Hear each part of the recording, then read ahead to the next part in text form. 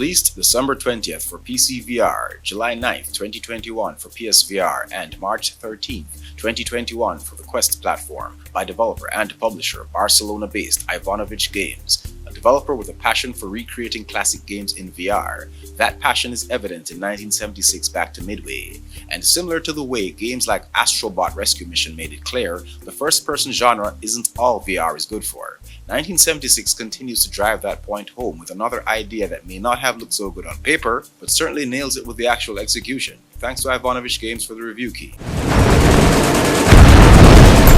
Guns upgraded. 1976 Back to Midway feels like a VR remake of 1943 The Battle of Midway. This is expected though, as Ivanovich Games are also responsible for titles like Operation Warcade and 2076 Midway Multiverse, which I'm planning on putting out videos for as well. Excellent, boy. The scientific community has already done its part. 1976, although inspired by the tough as nails arcade games it pays homage to, is a casual experience at its core. And this shows in the story as well. It's a very light-hearted comical story where the Nazis won World War II. In this dystopian parallel universe, a scientist named Dr. Ivan Ivanovich has created a time machine which will send you, the guinea pig, back in time in an effort to right these historic wrongs. The story is appreciated as it breaks up the action in each stage and helps create a pace, a humorous one. Do you realize what this means? We have the chance to change history! It still takes a backseat to the actual meat of the matter though, which is this game's fun factor and main pull, the gameplay. I'll get to that in a few.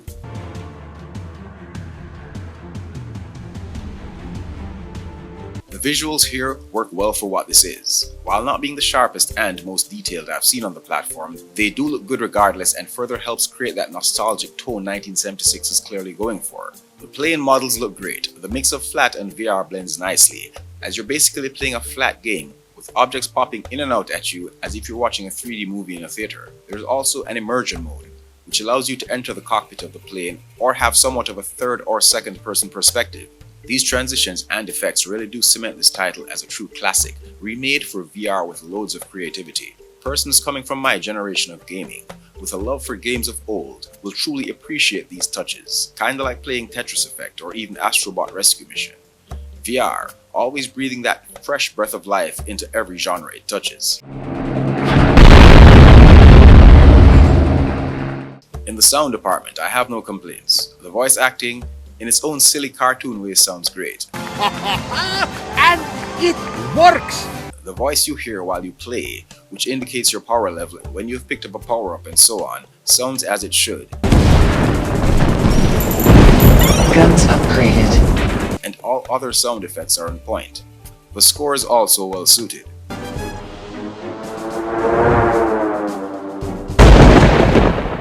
On to the gameplay, the part of this review and the game that will hold and keep the attention of all the retro bullet hell shoot-em-up fans out there. Even younger gamers will be able to appreciate this. We're given 3 control options. You can either use the immersive controls, which are arguably the best, just not the easiest, but without it, I can imagine all the comments from the critics, similar to the backlash Hitman 3 VR received. So, the immersive controls are there, which help utilize VR and separates this game from being another lazy VR port. You can basically control your plane with motion controls. Like I said, using the in-game flight stick feels a lot more immersive. There's just a difficulty curve you may have to contend with, and it's hard to deny that playing it with the control sticks are just easier and way more comfortable. Especially when things heat up. Other than the option to control it either way, you're also given the option to use both.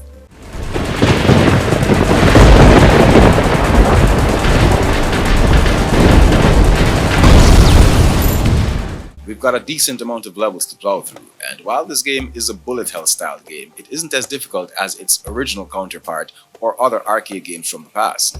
So, with enough retries, you should be able to make your way. Life lost. 1976 uses the star system, where you're given certain tasks to complete during each stage. Each objective completed will give you a star, and after a point, you'll need to be getting these stars in order to progress. That adds a bit of a grind to the experience, but is also a reasonable challenge, as without that, and the fact that this isn't a one-hit, you're dead affair, this game would be a total cakewalk. Having a life bar of sorts coupled with this game's generous upgrade system really adds a balance and is inviting to gamers of all levels. Nothing too intimidating to scare the casuals. Guns upgraded. Other than the temporary power-ups you can grab during the action, at the end or before each mission, you're able to visit the workshop, where you can unlock and upgrade your plane to your heart's content. There are really a lot of unlockables and upgrades that will help maintain a balance and keep you going. You pay for these upgrades and unlocks with coins, and unfortunately, much like Sonic and his coins, when you get hit, when you lose a life, your coins go flying. Objective lost. But again, the devs give and the devs taketh away. I can live with that. This is a part of that one more go appeal this game has going for it. And this adds major points to the replayability factor. Guns upgraded. Maximum power. I love the focus of Ivanovich games, and I do look forward to seeing what else this development team comes up with in the future. There's a link to their website in the description. Go check out what else they have to offer.